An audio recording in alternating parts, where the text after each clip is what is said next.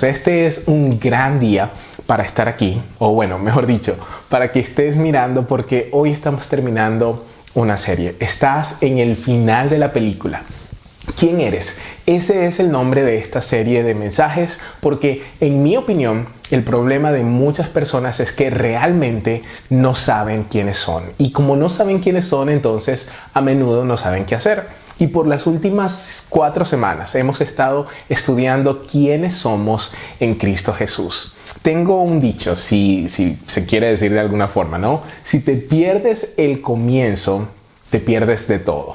Y eso aplica para las películas, pero también aplica para esta serie de mensajes. Porque aunque haber visto las sesiones anteriores no es un prerequisito para entender de lo que vamos a hablar hoy, si estás aquí por primera vez, si te perdiste alguna de las sesiones anteriores o si simplemente quieres repasar lo que ya has visto, ve y suscríbete a nuestro canal de YouTube para que puedas tener la foto completa de todo lo que hemos estado hablando en esta serie. Así que vamos a dar comienzo a esto, ¿ok? Para desarrollar el tema de hoy quiero hacerles algunas preguntas. Vamos a hacer una pequeña dinámica para empezar. Les voy a dar 5 segundos para que ustedes vean una imagen y adivinen el nombre de la marca que les estoy mostrando, ¿ok? Va a aparecer un logo incompleto y les voy a dar 5 segundos para que ustedes respondan allá en casa o entre ustedes en los comentarios como quieran y adivinen el nombre de la marca que les estoy mostrando, ¿ok? Así que aquí vamos. Esta primera, la M, McDonald's, claro. ¿Y qué tal esta? Muy fácil. Nike. Esta todos los austríacos la deberían saber. Claro que sí. Red Bull. Los que dijeron Apple estaban incorrectos. Starbucks y Facebook. Eso fue muy fácil. Todo el mundo sabe lo que representan estas imágenes. Reconocen esas marcas. Todos saben lo que hacen, así como todo el mundo sabe lo que es un panadero, todo el mundo sabe lo que es un canadiense, todo el mundo sabe lo que es un comediante. Pero ¿qué pasa? ¿Qué pasa con esta palabra? Cristiano.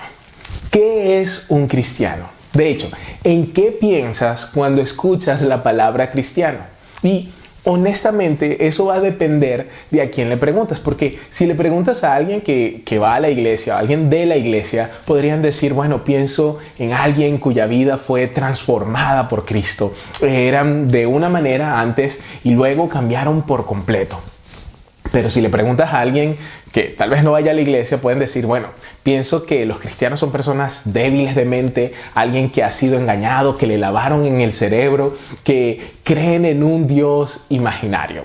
Y ¿saben qué es bien interesante? Si yo incluso ahorita mismo los pudiera dividir en grupos de 10 y les dijera a todos, responde la pregunta, ¿qué es un cristiano? Sin ver a la persona de al lado, es posible que tu definición no sea la misma que la de otra persona.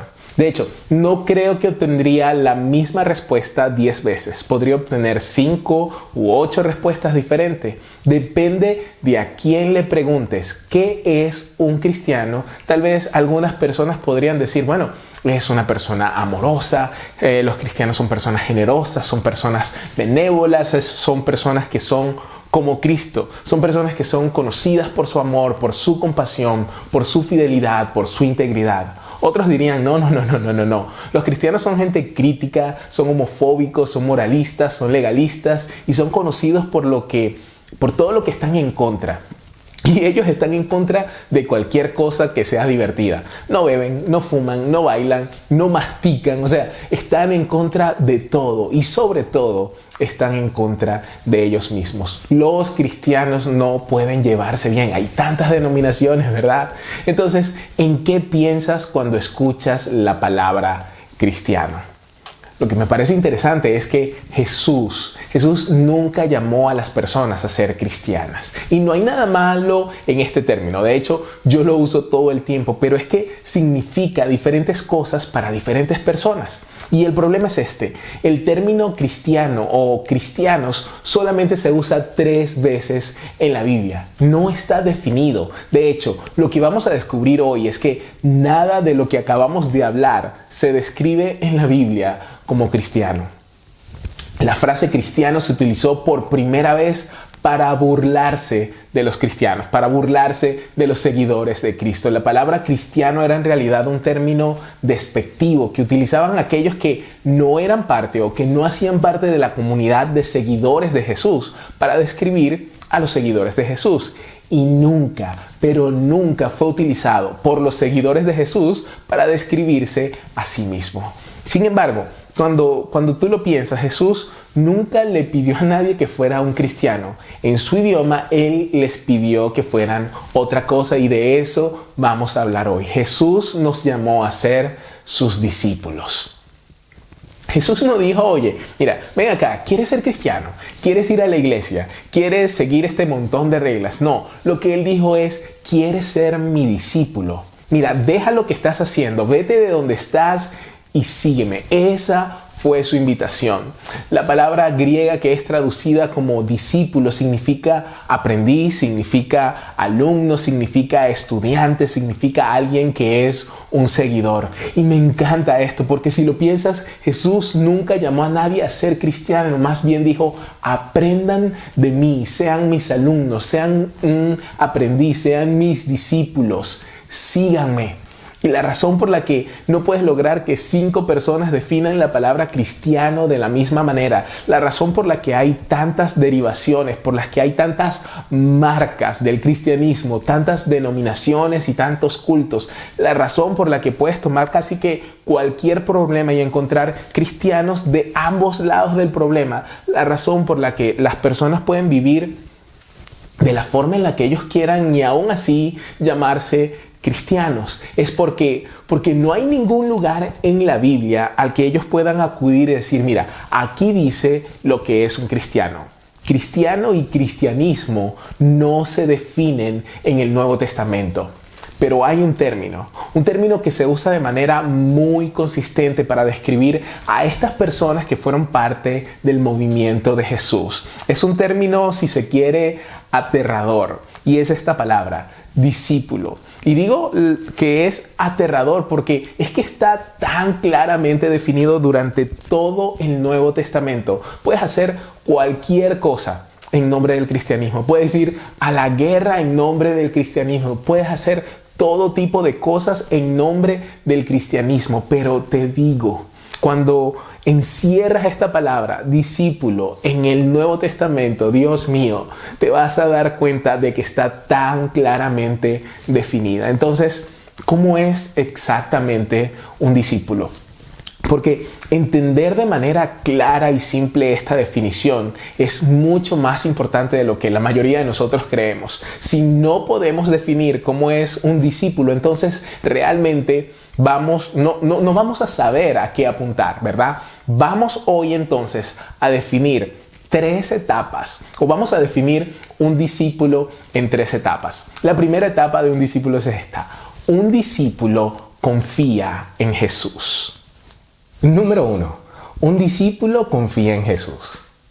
La etapa inicial y la etapa más fundamental del discipulado es confiar en Jesús. Este es el corazón del Evangelio y es el punto de partida de la relación de cualquier persona con Dios. Confiar en Jesús. Nosotros comenzamos una relación con Dios confiando en Jesús. Confiando en su poder, ¿verdad? Ver a Dios por lo que realmente es, y cuando lo hacemos, nos vemos a nosotros mismos por lo que realmente somos. Reconocemos nuestra profunda necesidad de Él y entendemos que nuestro pecado nos separa de Dios, y entonces confiamos en el poder del sacrificio de Jesús en la cruz, que nos libera para poder tener una vida nueva, para poder tener un nuevo tipo de vida. También confiamos en que Jesús, confiando en su perspectiva. Yo sé que ya sabes esto, pero todo el mundo tiene opiniones. Pero cuando venimos a Cristo, nosotros estamos llamados a dejar nuestras propias opiniones de un lado y a adoptar la visión de Dios. Esta es la idea bíblica del arrepentimiento, reconocer que no podemos en nuestras propias fuerzas y que necesitamos que Dios nos salve. Necesitamos un Salvador, necesitamos reconocer que Dios sabe mejor y que sabe más que nadie, que sus caminos son mejores que los nuestros. Siempre escuchamos que debemos tener fe y que confiemos en Dios, pero sabes que en ciertas situaciones eso es más fácil decirlo que hacerlo. A veces pensamos que las cosas serían más fáciles si lo hacemos nosotros mismos, si Dios hace las cosas a nuestra manera. Nadie dijo nunca que tener fe sería fácil, pero te digo, vale la pena. Y aquí está el motivo. Proverbios capítulo 3, versículos 5 y 6. Confía en el Señor con todo tu corazón y no te apoyes en tu propia inteligencia. Reconócelo en todos tus caminos y Él enderezará tus sendas. El primer versículo nos dice qué hacer y qué no hacer. Primero, confía en Dios con todo tu corazón y no en ti mismo. No confiemos en nosotros mismos. Nosotros debemos elegir dónde depositar nuestra fe y nuestra confianza. No podemos poner nuestra fe y nuestra confianza tanto en Dios como en el mundo. No podemos elegir, el dinero y a Dios como las anclas de nuestra esperanza. No podemos elegir la opinión del hombre y la opinión de Dios al mismo tiempo. No podemos elegir nuestra propia voluntad y la suya. Debemos, momento a momento, día a día, elegir dónde invertiremos nuestra limitada y valiosa confianza. Debemos reconocer a Dios en todos nuestros caminos y eso simplemente significa tenerlo o traerlo a nuestras decisiones de vida antes de intentar resolverlo en nuestras propias fuerzas. Eso es exactamente lo que Jesús habló y enseñó a las personas, incluidos sus discípulos más cercanos. En Mateo capítulo 16, versículo 24, leemos esto. Entonces Jesús les dijo a sus discípulos, si alguno quiere venir en pos de mí, niéguese a sí mismo, tome su cruz y sígame. Esta fue una palabra para aquellos que genuinamente querían seguir a Jesús. Todos sabían a qué se refería Jesús cuando dijo esto. Todos sabían que la cruz era un instrumento implacable de muerte. La cruz no tenía ningún otro propósito. Jesús hizo que negarse a sí mismo fuera igual que tomar su cruz. Las dos expresan la misma idea. La persona que estaba cargando la cruz sabía que no podía salvarse a sí misma. Nosotros debemos seguir a Jesús de esta misma manera porque es la única en la que vamos a encontrar vida. Y yo sé que suena extraño decir que nunca vamos a vivir plenamente hasta que caminemos a la muerte con Jesús. Pero esa es la idea. No puedes obtener el poder de la resurrección sin morir a ti mismo primero. Te lo voy a poner de una manera más práctica. ¿Qué es un discípulo? Un discípulo es un aprendiz, un alumno y un seguidor, ¿verdad? Los discípulos, ¿qué hacen? Miran al que les está enseñando, aquel al que ellos están siguiendo y les hacen preguntas. Señor, maestro, estoy tratando de tomar una decisión. ¿Cómo es que tú manejarías esto? Y sea cual fuera la respuesta del maestro, el discípulo respondería, está bien, así es como yo lo voy a manejar. Así que pregúntale a Dios, Señor, ¿qué hago con esta situación? Y sea lo que sea que Él nos responda, entonces eso es lo que vas a hacer. ¿A dónde voy? Y lo que sea que Él te diga, entonces ahí es a donde debes ir. ¿Qué, Señor, qué harías si fueras yo? Bueno, lo que sea que te diga, eso es lo que vas a hacer. ¿Cómo manejarías esta situación, Señor? Entonces así es como yo la voy a manejar. Un verdadero discípulo confía.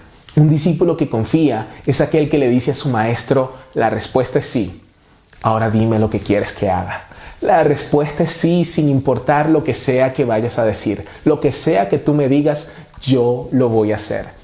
Jesús vino aquí para mostrarnos cómo vivir y cómo amar. Entonces, para seguirlo, debes vivir como Él vivió, amar como Él amó. Eso significa ser un seguidor totalmente devoto de Jesús. Eso es ser un discípulo. La segunda etapa es un discípulo honra a Dios. Número 2, un discípulo honra a Dios.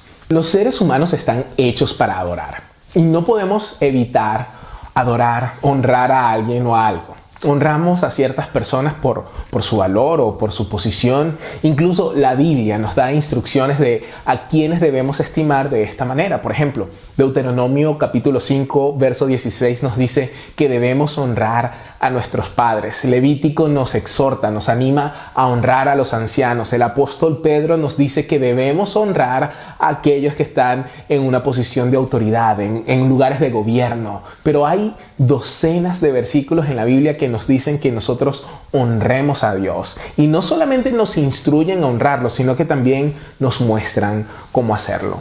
Cuando te digo que debemos honrar a Dios es simplemente dedicarle tiempo, dedicarle atención solamente a Él. Se trata de poner a Dios primero y todo lo demás en segundo lugar. Porque si nuestra honra no está dirigida al Señor que hizo todo lo que existe, entonces la vamos a dirigir hacia cualquier otra cosa. Y la verdad es que hay muchísimas formas en las que tú y yo podemos mostrarle ese honor, esa honra a nuestro Dios. Puedes honrar a Dios con tu tiempo.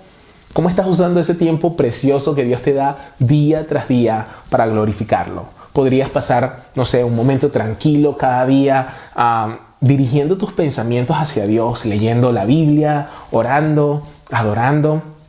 Podrías honrar a Dios con tus talentos. Esos son los dones y las habilidades que Dios te ha dado. Puedes dedicarlos, a algún ministerio, puedes dedicarlo a ayudar a alguna persona que esté en necesidad o comprometerte al servicio en nuestra iglesia. También puedes honrar a Dios con tu templo. Eso se refiere a nuestro cuerpo. Podríamos ponernos a ayunar, podríamos, a empezar una rutina especial de ejercicios y durante ese tiempo de ejercicios conectarnos con Dios, tener ese tiempo especial con Él para honrarlo con nuestro cuerpo. Podríamos honrar a Dios con nuestros tesoros. Eso se refiere a nuestro dinero y a nuestras finanzas. Jesús dijo, donde esté tu tesoro, allí también estará tu corazón. Y eso me lleva a honrarlo también con nuestro corazón.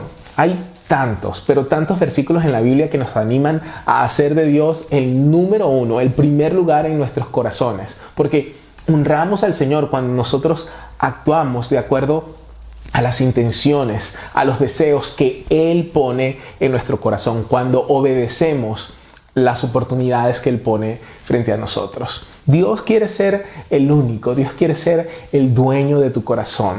Y Jesús lo deja bien claro cuando dice que ninguno puede servir a dos señores. O vas a odiar a uno y amarás al otro, o te dedicarás a uno y despreciarás al otro. Se nos manda a que no tengamos otros dioses delante de nuestro Señor. Y Jesús dijo que el mayor mandamiento es ¿cuál? Amarás al Señor tu Dios con todo tu corazón, con toda tu alma, con toda tu mente y con todas tus fuerzas. Debemos honrar al Señor con nuestro corazón.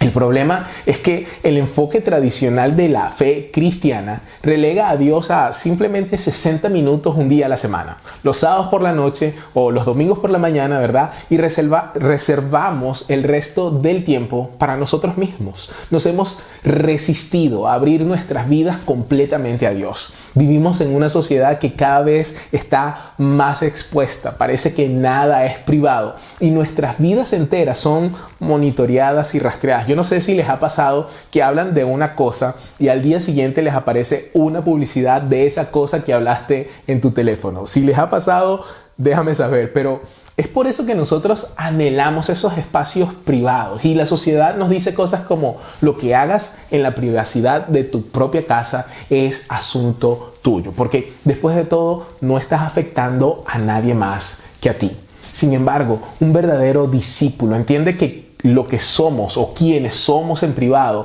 y lo que hacemos cuando nadie nos ve siempre va a salir a la luz. Por eso la meta de un discípulo es dejar que sus expresiones públicas de fe salgan, emerjan de lo que sucede en su vida espiritual privada, porque cuando lo hacen así están viviendo el tipo de vida que Cristo recompensa. Jesús nos enseña que si nosotros hacemos lo correcto a puerta cerrada, el Padre, nuestro Padre que ve lo que hacemos en lo secreto, Él nos va a recompensar en público. Y qué maravillosa promesa es esta. Tu disciplina privada va a ser recompensada abiertamente en público. Cada vez que nosotros elegimos honrar a Dios a puerta cerrada, estamos haciendo una inversión hacia un futuro mejor. Dios quiere ser el Señor de tu vida, no solo de labios, no solo con tus palabras, sino también con tus acciones. Es muy, pero muy importante que nosotros establezcamos nuestras prioridades correctamente. Dios conoce nuestras vidas y Él sabe que tenemos que ir a trabajar, que tenemos que recoger a los niños, que tenemos que mantener la casa, que tenemos que hacer compras y bueno, podría continuar con la lista durante todo este tiempo, pero Él no está esperando que nosotros vivamos en una especie de monasterio, no. Él espera que lo honremos con toda nuestra vida en donde estamos. Un discípulo verdadero decide honrar a Dios dentro de su corazón. Honrar a Dios no se trata de tener más fuerza de voluntad o de ser más fuerte que la tentación y más fuerte que la fragilidad humana. No, se trata de aprender a invitar a Dios a tus momentos más débiles y confiar que a través de su Espíritu Él te permitirá vencer. El poder transformador del Espíritu Santo comienza de adentro hacia afuera.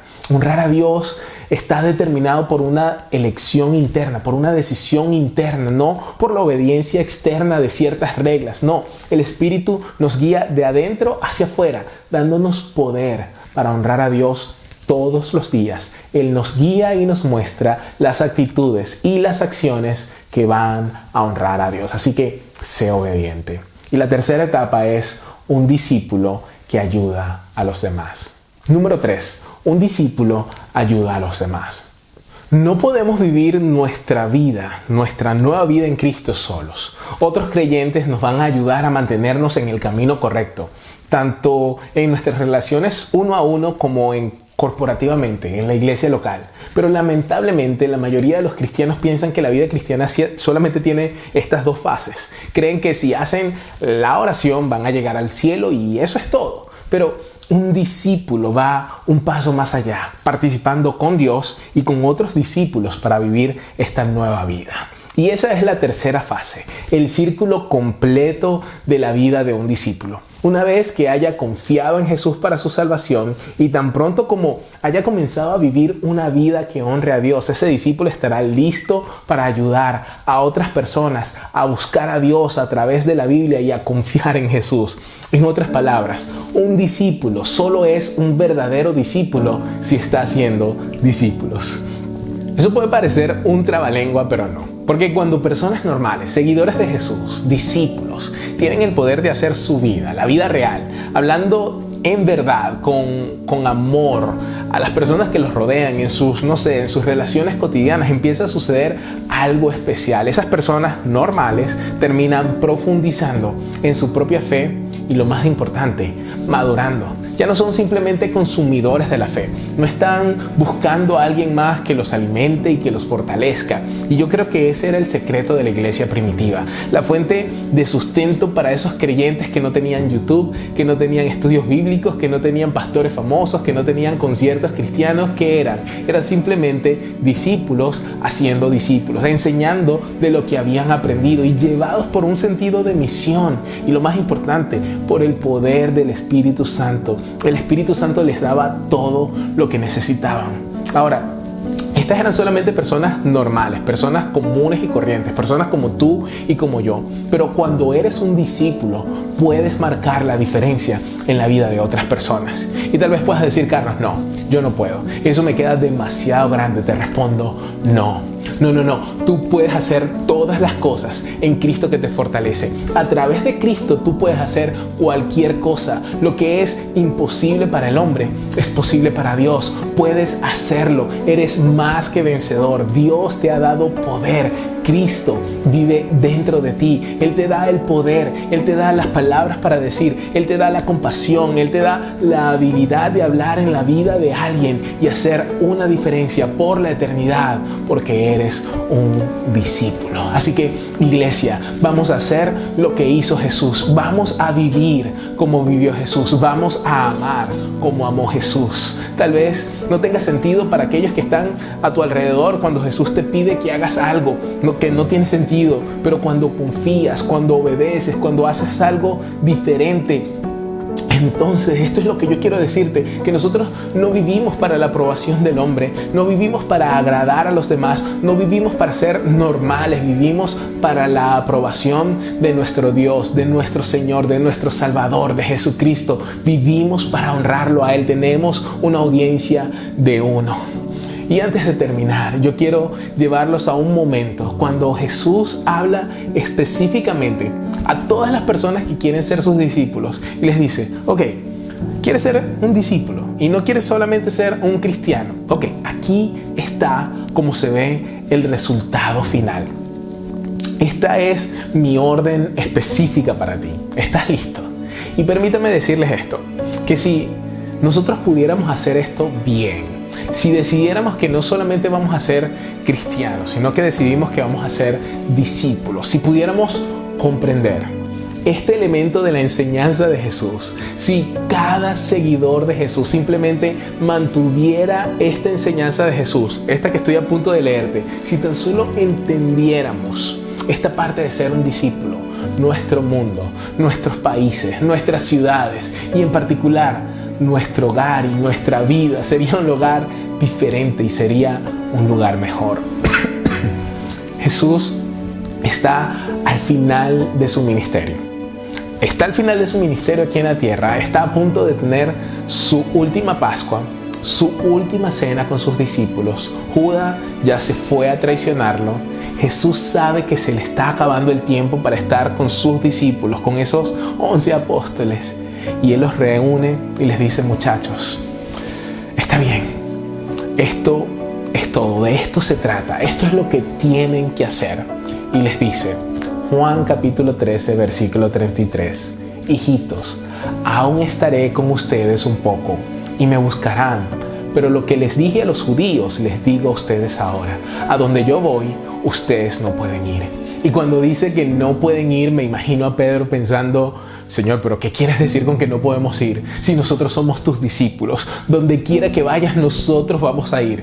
Juan puede ir, porque si Juan va, yo voy.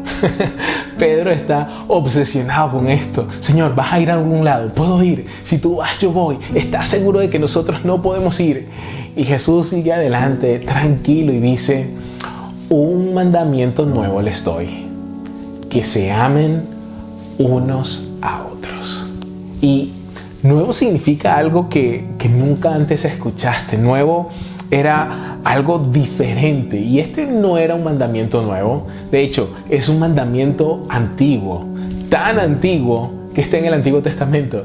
¿Cómo es que es nuevo? ¿Cómo es que ellos, ya habiendo escuchado antes a Jesús decir este mandamiento, qué tiene de nuevo? Lo nuevo es el cómo. El versículo 34 dice, así como yo los he amado, ámense también ustedes unos a otros. Mateo, ¿tú recuerdas cuando te vi en ese puesto de recaudadores de impuestos?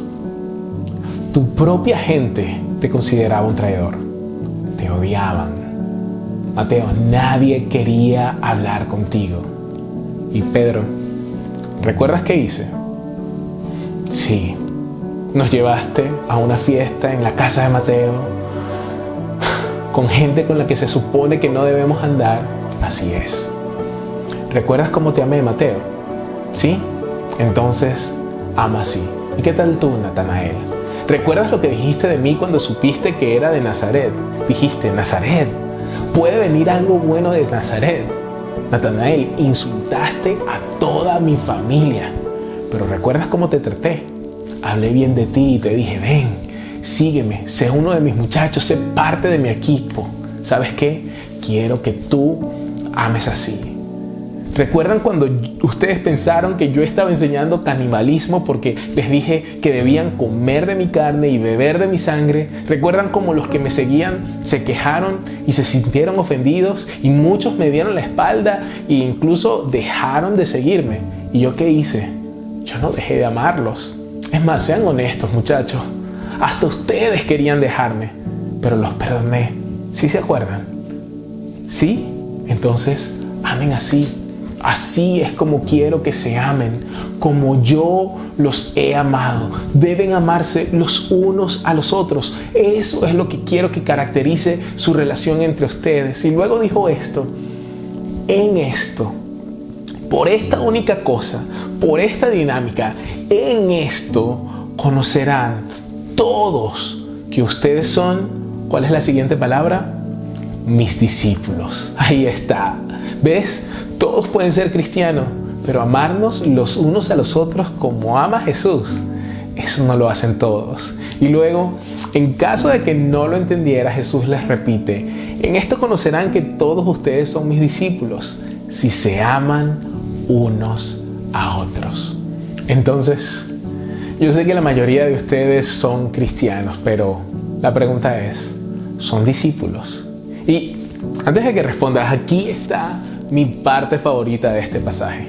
O sea, lo que acabamos de leer es grande, ¿verdad? Jesús simplemente está diciendo: mira, ustedes tienen que entender que no se trata de cuánto saben, no se trata de si van a la sinagoga todos los sábados, o incluso no se trata de cuántas horas, se trata de lo mucho que se aman. Eso es lo verdaderamente importante. Y Pedro levanta la mano y le dice: sí, Pedro, ¿qué me quieres decir?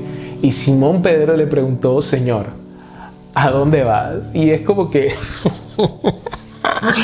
Pedro, en serio, te perdiste todo el sentido de esta lección. Y Pedro dice como que sí, o sea, mientras sea tu discípulo, yo quiero estar contigo y quiero seguirte. Voy a estar donde sea que tú estés. Y Jesús tendría que recordarle a Pedro que en unas pocas horas una jovencita lo iba a intimidar lo suficiente como para que él negara que conocía a Jesús. Y Pedro dice: no, Señor, de ninguna manera, yo moriría por ti. Y Jesús le dice: mira, Pedro, no quiero que mueras por mí, quiero que hagas algo mucho más difícil que eso. Y Pedro dice: Señor, ¿qué podría ser más difícil que morir por ti? Jesús le dice: quiero que ames a todos estos muchachos por el resto de tu vida.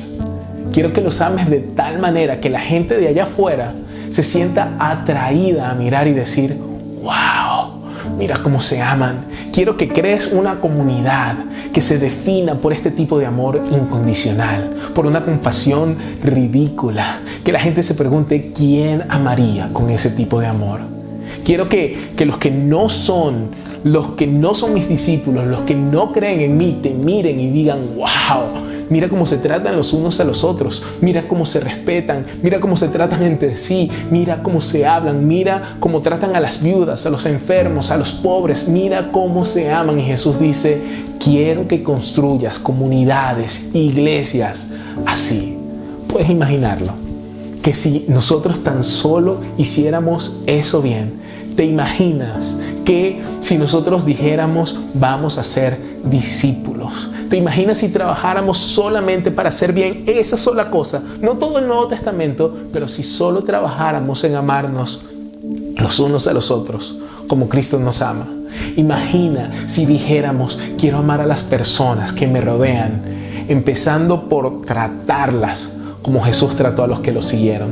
¿Te imaginas si solo nuestras familias, nuestro esposo, nuestra esposa, nuestros hijos, decidiéramos durante los próximos 3 meses que vamos a servir, a cuidar, a cerrar la boca y amarnos realmente los unos a los otros? ¿Te imaginas? ¿Te imaginas si cada creyente en nuestra ciudad decidiera que vamos a amar a las personas que nos rodean de la misma manera en que Jesús amó a la gente y aceptó a la gente que lo rodeaba? ¿Podrías imaginarte lo que sucedería? ¿Sabes? Jesús sí sabe lo que pasaría. Podríamos hablar de muchas enseñanzas bíblicas sobre el matrimonio o no sé, sobre cualquier cosa, pero Jesús dijo que esta era la única cosa, la única característica distintiva.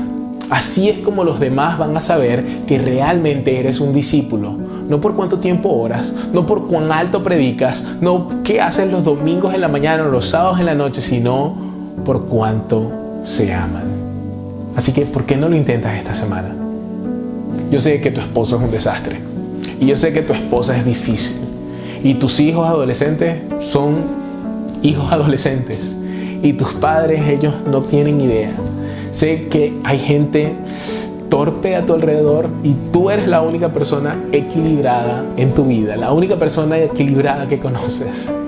Yo reconozco eso, pero ¿cómo sería en tu mundo amar a esas personas de la misma manera que Jesús te amó a ti?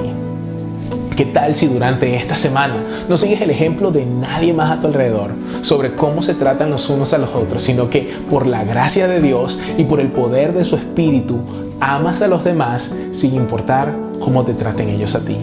No como un medio para obtener un fin. No estás tratando de arreglar a nadie. No es que vas a hacer esto y tu cónyuge se va a convertir en una persona diferente. No se trata de eso. Es que esto es lo que significa verdaderamente seguir a Jesús. Eso es mejor que simplemente ser cristianos.